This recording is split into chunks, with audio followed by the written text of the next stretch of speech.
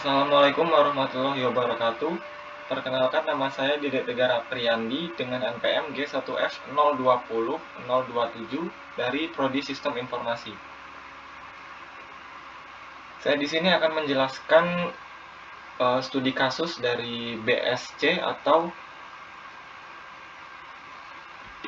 Balance Scorecard. Baiklah, akan saya mulai. Balance Scorecard sendiri merupakan alat pengukur kinerja perusahaan yang dilakukan dengan 4 perspektif, yaitu perspektif keuangan, perspektif pelanggan, perspektif proses bisnis dan internal, serta perspektif pembelajaran dan pertumbuhan. Yang pertama yaitu perspektif keuangan. Ada beberapa tahap, antara lain current ratio, debt to total assets, return on assets, total assets turnover. Yang kedua, perspektif pelanggan. Tahapannya yaitu customer satisfaction, customer retention, customer profitability. Yang ketiga, proses bisnis dan internal. Yang pertama ada proses inovasi, proses operasi, proses pelayanan purna jual. Dan yang terakhir yaitu perspektif pembelajaran dan pertumbuhan.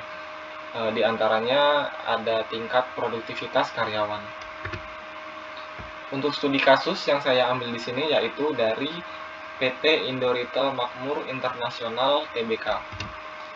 Untuk metode penelitian dari studi kasus ini yaitu jenis penelitiannya menggunakan metode deskriptif dengan pendekatan kualitatif kuantitatif.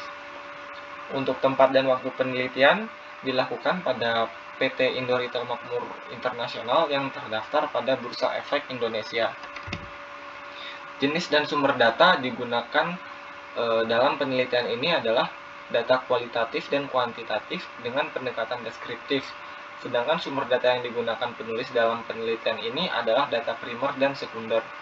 Untuk teknik pengumpulan data ada beberapa cara. Yang pertama adalah studi keputusan, studi kepustakaan, yang kedua penelitian lapangan.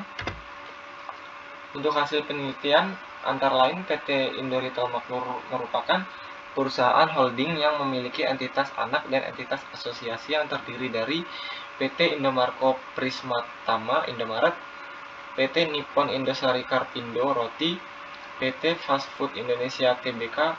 Dari perusahaan-perusahaan tersebut, perusahaan entitas asosiasi merupakan perusahaan yang cukup melekat dan terkenal di Indonesia. PT Indo Retail Makmur Internasional berdiri sejak 1995 dan bergerak dalam bidang usaha retail, makanan cepat saji, perusahaan jaringan serat optik, serta perusahaan e-commerce ogahrudi.com dan memiliki 27 karyawan per 31 Desember 2016. Kesimpulan dari studi kasus yang saya jelaskan di sini antara lain, berdasarkan skor nilai, rata-rata dari ketiga entitas asosiasi memiliki kondisi perusahaan yang sama-sama kurang sehat dengan kriteria BBB. Hasil kinerja di PT Indo Retail Makmur Internasional Tbk pada ketiga entitas asosiasi dalam keempat perspektif balance scorecard dapat dilihat pada skor terakhir masing-masing perspektif sebagai berikut. Yang pertama, pada perspektif keuangan. Ada perspektif keuangan dari ketiga perusahaan entitas asosiasi. Kinerja yang dicapai untuk perusahaan A dan B cukup memuaskan dengan skor akhir sebesar 50% dan 55%. Sedangkan pada perusahaan C sangat memuaskan dengan skor akhir sebesar 70%. Hal tersebut menunjukkan bahwa perusahaan C yaitu PT Fast Food Indonesia atau KFC lebih unggul dari kedua perusahaan entitas asosiasi. Untuk yang kedua yaitu perspektif pelanggan. Pada perspektif pelanggan ini, pada perusahaan B dan C memiliki skor akhir yang sama yaitu sebesar 60%, yang berarti pelayanan terhadap pelanggan memuaskan dan lebih baik dari perusahaan A yang memiliki skor akhir sebesar 80%. Yang ketiga, perspektif proses bisnis dan internal. Pada proses ini, dari ketiga perusahaan entitas asosiasi memiliki skor akhir yang sama rata yaitu sebesar 20%, yang berarti pelayanan mengenai inovasi dan pelayanan purna jual kepada pelanggan cukup baik. Dan yang terakhir yaitu perspektif pembelajaran dan pertumbuhan.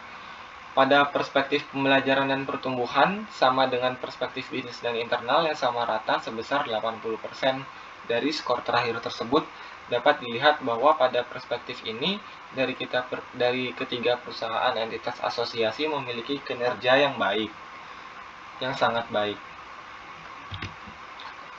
Demikian itu saja yang dapat saya sampaikan dalam presentasi ini. Lebih kurang saya mohon maaf. Wassalamualaikum warahmatullahi wabarakatuh.